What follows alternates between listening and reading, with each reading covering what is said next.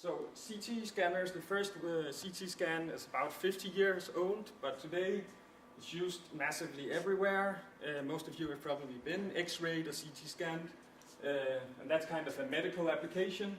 It's also used in all kinds of other applications, in food processing, in manufacturing of materials and machines and stuff like that, and for maintenance of other materials. But the problem is today that there's still a lot of things to achieve in this technology. We would like to reduce the dose, we would like to do things more efficiently, we would like to have higher resolution, and we would like to really just get more out of things. But everybody talks about big data these days. But if you want to reduce the dose or you want to be more efficient, you actually need to have less data. So I want to introduce another concept, and big data, I want to say less data is actually a thing. So less data, what is the concept about that is we take less data, but we still get the same out of it. And I have some examples. So here's a CT example. I want to find some circles.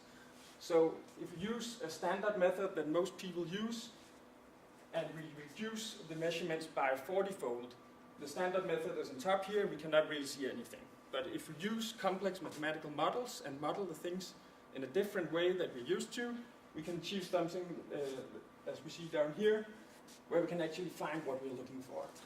Similarly, if we reduce the dose, we can use exactly the same mathematical model. The problem is a different one now. We cannot see the dose, or we cannot see the circles due to some other circumstances, but the mathematical model can be used for this as well. But having this mathematical model now actually can inspire us to do even more than just solving these problems, because I tweaked the model here a little bit, and I thought, okay, what if we have a dose problem, but we also want to extract some parameters from it? So I tweaked the mathematical model from the two other ones a little bit, and now we can not only get something which is sharper and better out of it, but we can also extract some features and do some kind of automated systems. So having these mathematical models is really what helps us. It's really what helps us to from having less to getting even more out of it.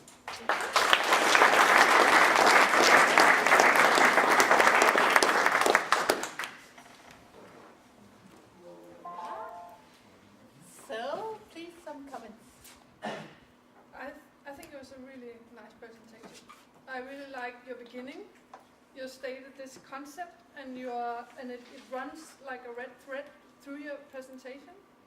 I really like your use of slides. You show us something that comes as an addition to what you're saying, and not just saying. And you go back to the concept in the end, which makes it also a very good ending. And I think I also understood the science or the potential. And so I think it was a really, really good presentation.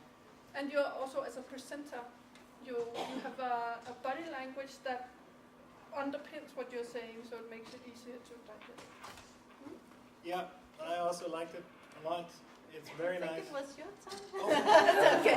It's okay. No problem. It's okay. No, it's okay.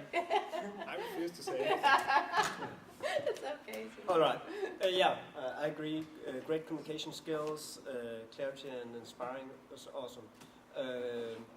If I should say anything, it was I need that one slide that showed me this is used here and here, and it has this big potential. I know I can see the reduced dose, and I'm like, oh, this is probably a really, really great idea here. But I just need, a number. This is used all over. Just something that brings it out of the box again, and then go back into the slide, which is really awesome. So, thank you.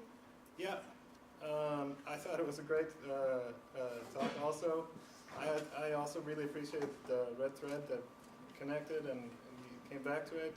Very beautiful, and so it's also now very much nitpicking.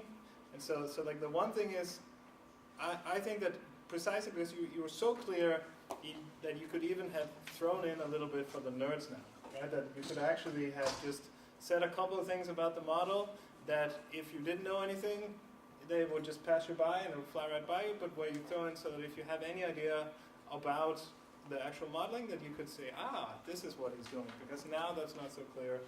And that, for example, came to when you went to the last example, when you're somehow doing something a little bit more cool than just reducing the dose and modeling the outcome better, it wasn't clear what that last example did. So this is like, I'm really nitpicking, but since we had extra time, I thought, fine. Yeah. But overall, really good. Thank you very much.